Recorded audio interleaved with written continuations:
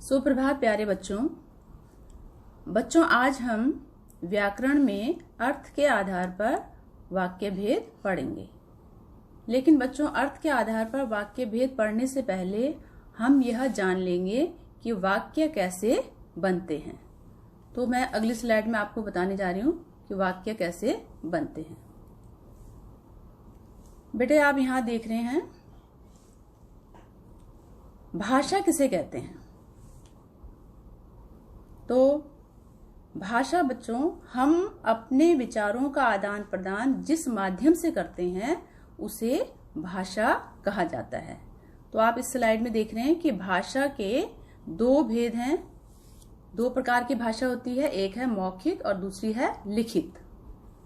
तो मौखिक भाषा का अर्थ होता है बच्चों, जो हम अपने मुंह से बोलकर प्रकट करते हैं उसे मौखिक भाषा कहा जाता है।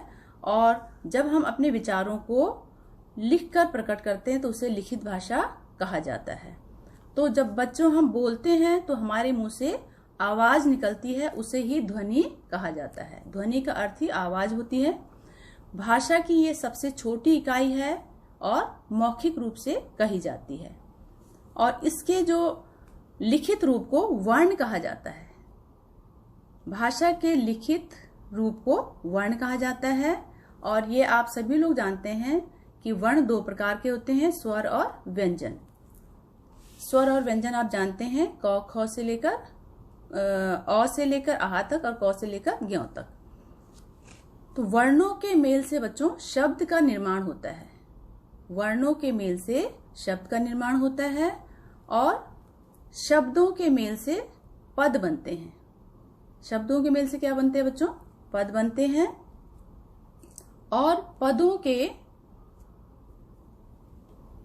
के व्यवस्थित समूह से वाक्य बनते हैं। जैसे कि आप यहाँ देख रहे हैं बच्चों, सबसे पहले हमारे सामने आती है भाषा, कि हमें अपने विचारों का आदान प्रदान जब करना होता है तो हमें भाषा के माध्यम से हम करते हैं।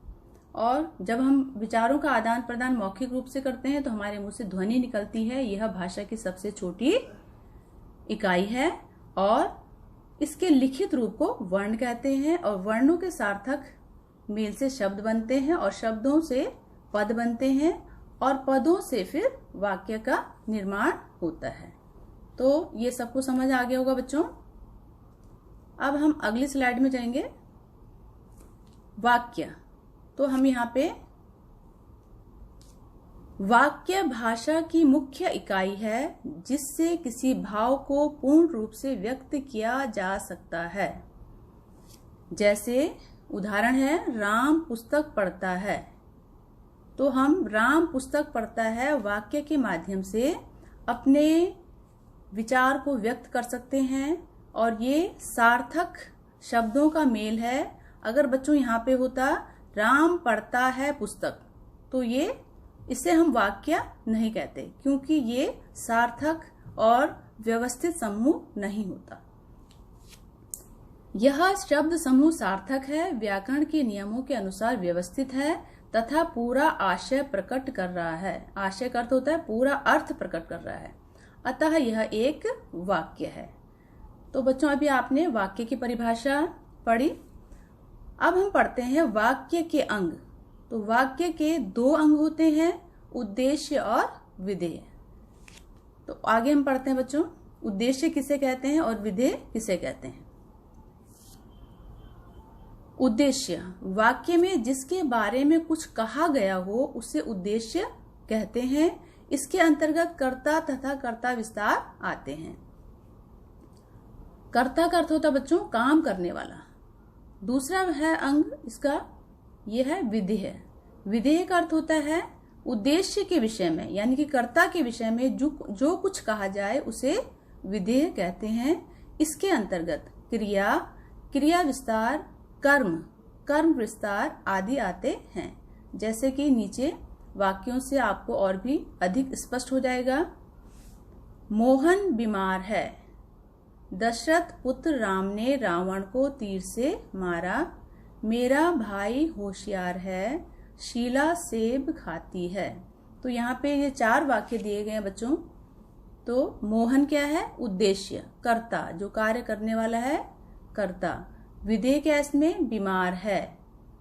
दशरथ पुत्र राम ने, यह उद्देश्य, और विधेय क्या इसमें? रावण को तीर से मारा। मेरा भाई उद्देश्य, विधेय इसमें है होशियार है।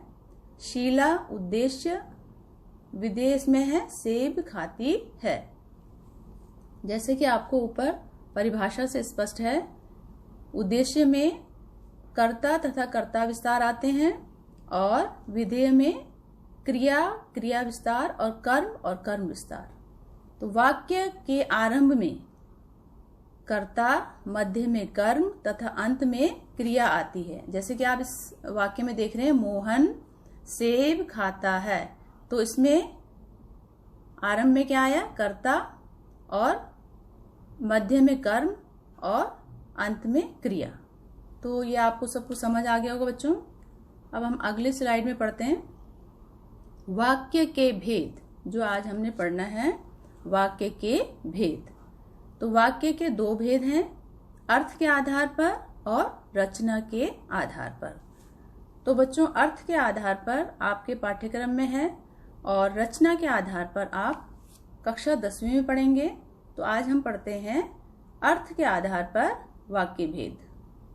तो अर्थ के आधार पर वाक्य के निम्नलिखित 8 भेद हैं। पहला है बच्चों विधानवाचक वाक्य, निषेधवाचक दूसरा, तीसरा प्रश्नवाचक वाक्य, चौथा विस्मयादिवाचक वाक्य, पांचवा आज्ञावाचक वाक्य, छठा है बच्चों संकेतवाचक वाक्य, सातवां संदेहवाचक वाक्य और आठवां है बच्चों इच्छावाचक वाक्य। तो अर्थ के आधार पर वाक्य के 8 भेद होते हैं, जिनको हम आगे विस्तार पूर्वक पढ़ेंगे। सबसे पहला है बच्चों विधानवाचक वाक्य। तो बच्चों विधानवाचक वाक्य की परिभाषा है जिन वाक्यों से किसी क्रिया के करने या होने की सामान्य सूचना मिलती है उन्हें विधानवाचक वाक्य कहते हैं।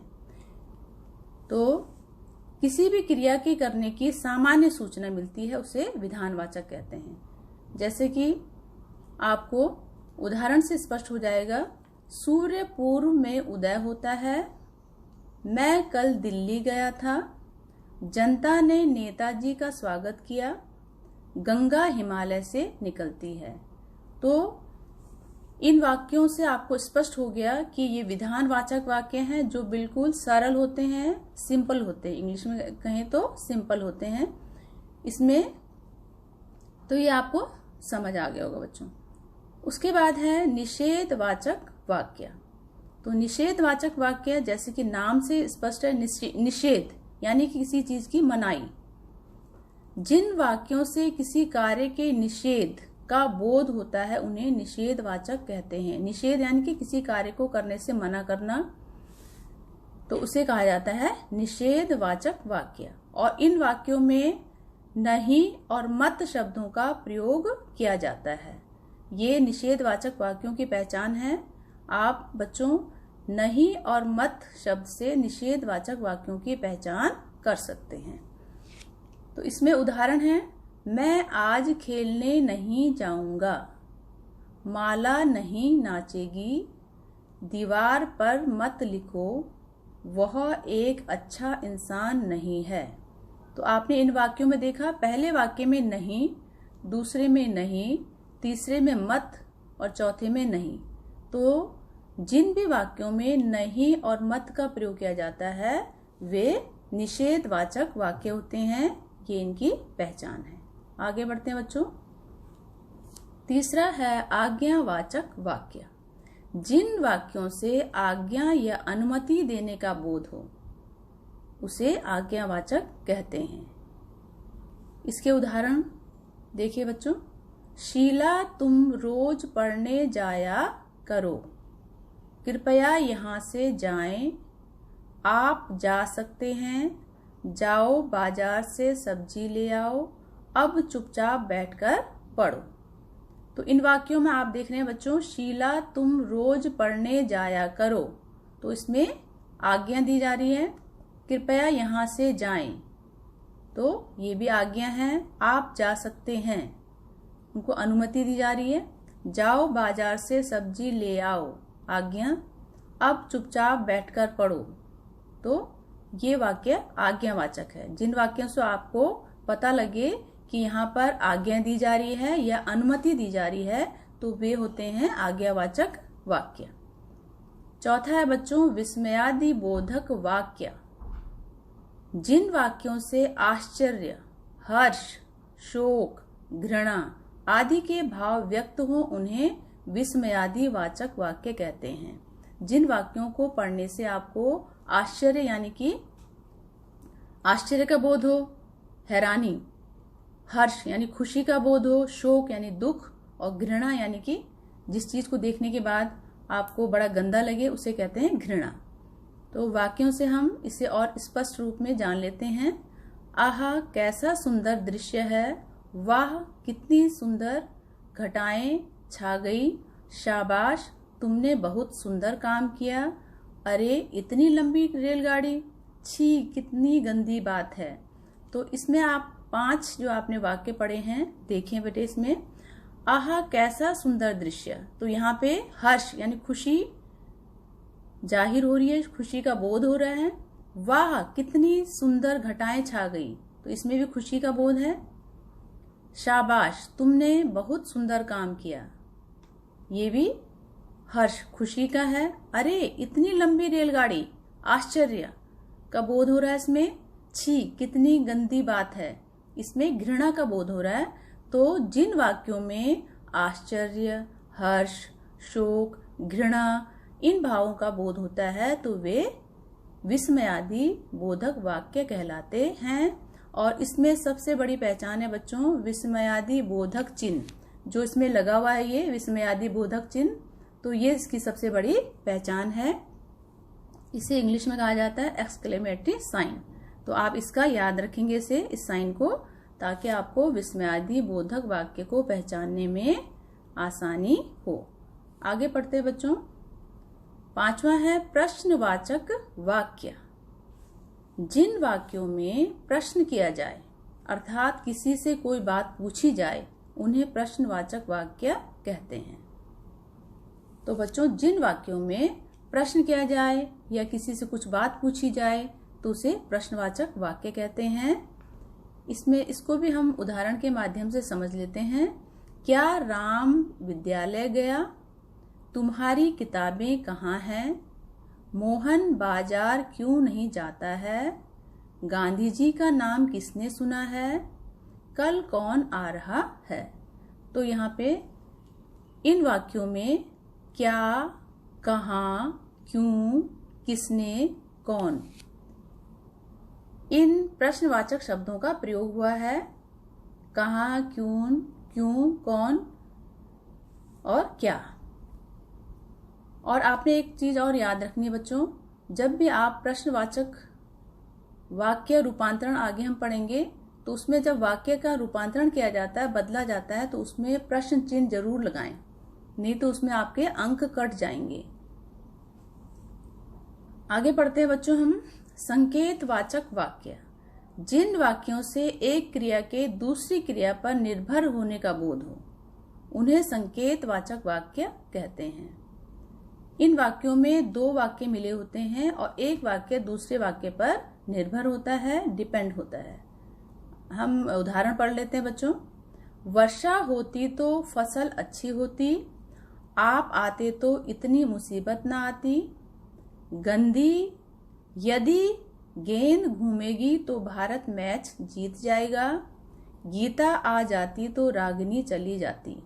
तो यहाँ पे 2 वाक्य हैं बेटे और एक वाक्य दूसरे वाक्य पर निर्भर है, तो इसलिए यहाँ पे संकेतवाचक वाक्य हैं। और संकेतवाचक वाक्य में अधिकतर स्थान पर यदि का प्रयोग किया जाता है, यह भी एक इसकी पहचान है। आगे बढ़ते हैं बच्चों। 7वां है संदेहवाचक वाक्य। तो बच्चों जिन वाक्यों में कार्य के होने में संदेह का बोध हो, उन्हें संदेहवाचक वाक्य कहते हैं। संदेह का अर्थ बच्चों आप जानते हैं, संदेह यानी कि शंका, कोई इंग्लिश में कहा जाता है डाउट, कोई डाउट हो शंका हो उसे ही संदेह कहा जाता है। तो इसको भी हम उदाहरण के माध्यम से समझ लेते हैं। शायद आज पिताजी आएंगे, संभवतः वह सुधर जाए, शायद मैं कल बाहर जाऊं, शायद वह सामान खरीदने के लिए बाहर गया है। तो इन वाक्यों में आपने देखा शायद, संभवतः, शायद, शायद। तो आपने संदेहवाचक वाक्यों की पहचान कैसे होगी? जिन वाक्यों में शायद शब्द लगा हो और संभवतः शब्द लगा हो तो वे वाक्य संदेहवाचक वाक्य होंगे। तो आपको इस प्रकार से वाक्य को पहचानने में आसानी होगी। 8वां बच्चों पढ़ते हैं इच्छावाचक वाक्य। वक्ता की इच्छा, वक्ता यानी कि बोलने वाला, वक्ता की इच्छा, आशा या आशीर्वाद को व्यक्त करने वाले वाक्य इच्छावाचक कहलाते हैं। वक्ता यानी कि बोलने वाला, बोलने वाले की इच्छा और उसकी आशा और आशीर्वाद को व्यक्त करना ही इच्छावाचक वाक्य कहलाते हैं। तो हम आगे उदाहरणों से इसको और भी अधिक स्पष्ट कर लेंगे बच्चों। ईश्वर तुम्हें लंबी उम्र दे, नव वर्ष मंगलमय हो, आपकी यात्रा शुभ हो, मैं चाहता हूं कि तुम एक गीत गाओ, ईश्वर आपको सुख और शांति दे। तो बच्चों इसमें आशा, इच्छा और आशीर्वाद व्यक्त किया गया है। ईश्वर तुम्हें लंबी उम्र दे, तो इसमें आशीर्वाद दिया गया है। नव वर्ष मंगलमय हो, तो यहाँ पे ये भी आशीर्वाद है। आपकी यात्रा शुभ हो, इच्छा जाहिर की गई है। मैं चाहता हूं कि तुम एक गीत गाओ, इच्छा जाहिर की गई है। ईश्वर आपको सुख और शांति दे, तो ये इच्छा जाहिर की गई इसमें। तो आशा आप लोगों को ये सब समझ आ गया हो। आगे हम पढ़ते हैं बच्चों। इसके आगे हम पढ़ेंगे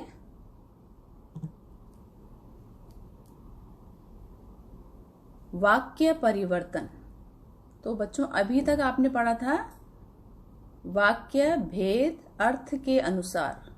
अर्थ के अनुसार आपने 8 वाक्य भेद पढ़े, उनकी परिभाषा और उदाहरणों के माध्यम से समझा। अब हम पढ़ेंगे वाक्य परिवर्तन या वाक्य रूपांतरण।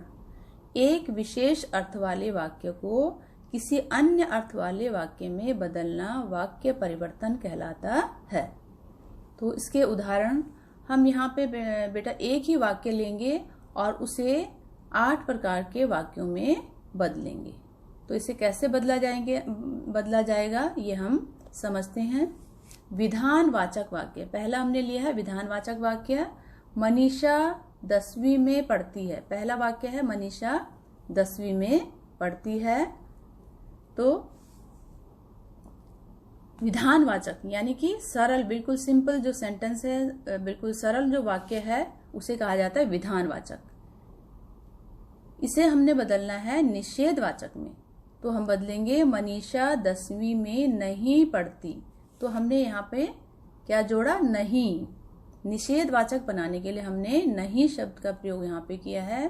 प्रश्नवाचक वाक्य, अब हमने मनीषा 10वीं में पढ़ती है वाक्य को प्रश्नवाचक में बदलना है। तो हमने इसमें लगाया क्या। क्या मनीषा 10वीं कक्षा में पढ़ती है? एक तो हमने प्रश्नवाचक शब्द लगाया यहाँ पे और हमें लगाना है प्रश्नवाचक चिन्ह। मनीषा 10वीं पढ़ती है, इसी वाक्य को हमने आज्ञावाचक में बदलना है। मनीषा तुम 10वीं में पढ़ो, मनीषा तुम 10वीं में पढ़ो, आज्ञा दिया यहाँ पे। विस्मयवाचक, मनीषा 10वीं में पढ़ती है, इस वाक्य को हमने विस्मयवाचक में बदला। तो हम लिखेंगे अरे मनीषा 10वीं में पढ़ने लगी। इसमें एक तो विस्मयादिवाचक चिन्ह लगेगा और अरे शब्द का प्रयोग किया जाएगा। हम यहाँ पे अरे की जगह वाह भी लिख सकते हैं, वाह मनीषा 10वीं में पढ़ने लगी। इच्छावाचक वाक्य, मनीषा 10वीं में पढ़ती है, इसी वाक्य को इच्छावाचक में बदलेंगे। काश मनीषा 10वीं में पढ़ती, इच्छा जाहिर की गई इसमें। संदेहवाचक में, इसमें हमने संदेह शंका करना है। तो मनीषा 10वीं में पढ़ती होगी, या हम इसे ऐसे लिख सकते हैं शायद मनीषा 10वीं में पढ़ती होगी। तो दोनों ही वाक्य सही हैं। अब हम इसी वाक्य को मनीषा 10वीं में पढ़ती है वाक्य को संकेतवाचक में बदलेंगे। तो यदि अनुमति मिले तो मनीषा 10वीं पढ़े। संकेतवाचक वाक्य बनाते समय हमेशा यदि शब्द का प्रयोग किया जाता है।